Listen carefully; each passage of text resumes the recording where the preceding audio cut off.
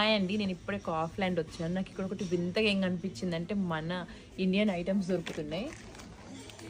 బిర్యానీ ఆకు అసలు ఇవి ఇక్కడ దొరకడం ఏంటా అని షాకింగ్ ఉంది.